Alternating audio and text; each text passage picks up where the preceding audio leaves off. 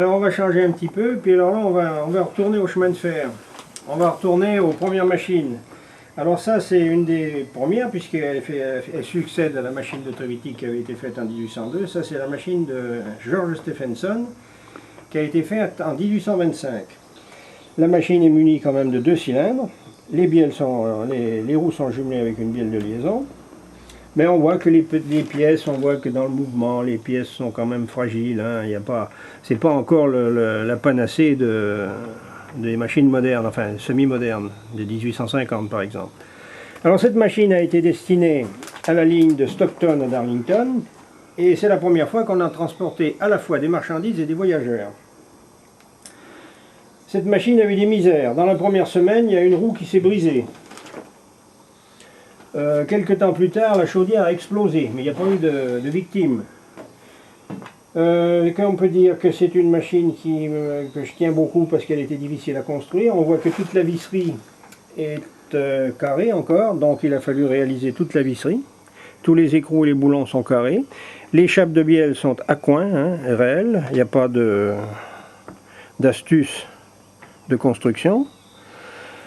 C'est une machine qui a permis aux autres d'avoir une référence pour évoluer. On voit qu'elle a encore le système pour l'échappement de la fumée ici. Elle est quand même munie d'un accélérateur de vapeur.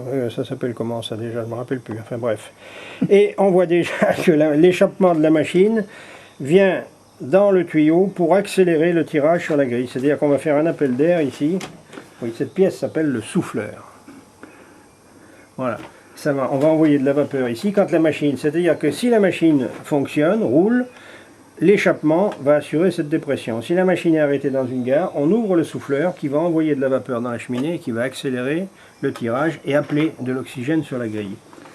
Alors c'est encore une chaudière à Carnot.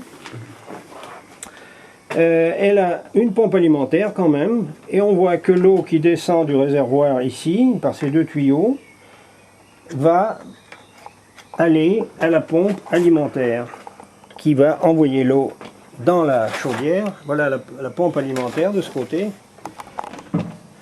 Alors on voit bien, c'est cette petite bielle qui est reliée au balancier qui va actionner la pompe alimentaire, le piston de la pompe alimentaire. Donc l'eau arrive ici, on a une vanne de barrage ici, l'eau arrive, quand on met ce boisseau dans cette position, l'eau arrive sur la pompe et on injecte de l'eau dans la chaudière.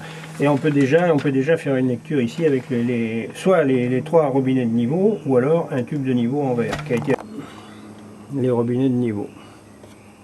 Et on appelle le gueulard, hein, c'est par ici que l'on va enfourner le charbon sur la grille, là, dans la chaudière. Et pour le fonctionnement de la machine, il faut que cette porte soit fermée. Et l'air va rentrer par ici, passer à travers la grille et à travers le charbon qui est en train de brûler. Et ici, c'est particulier au modèle réduit, c'est le réservoir, là, ce qu'on en appelle la bâche à eau. Et dans cette bâche à eau, il y a une petite pompe manuelle qui va permettre de remplir la chaudière au départ de la machine. Petite pompe alternative. Alors cette machine était destinée à la liaison Stockton-Darlington. Ça se situe au nord de l'Angleterre, à la séparation de l'Angleterre et de l'Écosse. Cette ligne faisait à peu près 30 km et était équipée des premières voies en fonte. Il n'y avait pas encore de rail à double champignon ou de rail vignol. C'était des morceaux de fonte d'un yard reliés par des éclisses. Et un yard, ça fait 91,44.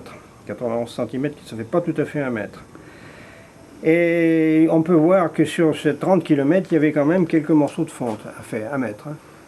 Et moi j'ai reconstitué pareil, donc ces morceaux font la longueur d'un yard à l'échelle de la construction de la voie et de la machine. Les traverses n'étaient pas des traverses en bois, c'était des pierres, souvent de fois, sur lesquelles étaient montés les supports qui tenaient la liaison de chaque au niveau des éclisses. Et on peut voir que toute la visserie, là aussi, est de la visserie carrée.